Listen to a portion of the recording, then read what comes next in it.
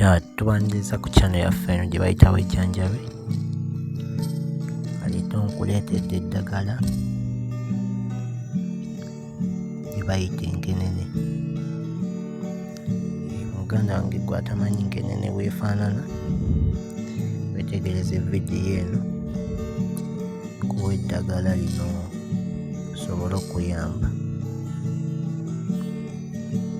Lisobole okuyamba eddagala lino ng'omulwadde wa sukaali, eddagala lino lijja kuba likuyamba. Ojja kuba okozesa bikoola,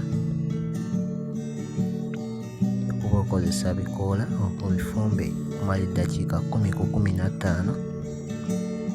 Ojja kuba okozesangayo ebikopo 2 olunaku, ku makya n'olweggulo. Naawe akolola ojja kuba likuyamba. Walina emimiro egikolokoota lijja kuba likuyamba. Alina omusujja nawe likozese bw'otyo.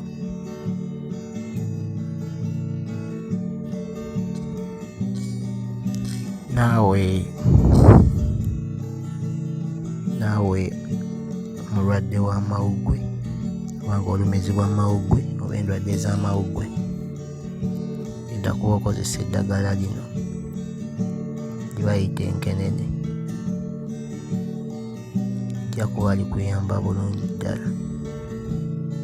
Tekisingako n'okozesa, nosinga nakukozesa ku bibala ebyo, okozesa ku bikoola ng'amajaani ne ku bibala ebyo, ojja kuba oyambibwa. Baziyita nkenene, erimu ne vitamini C, kiyamba omubiri gwo okuba nga gutambuza bulungi, gutambula bulungi obulamu bwo.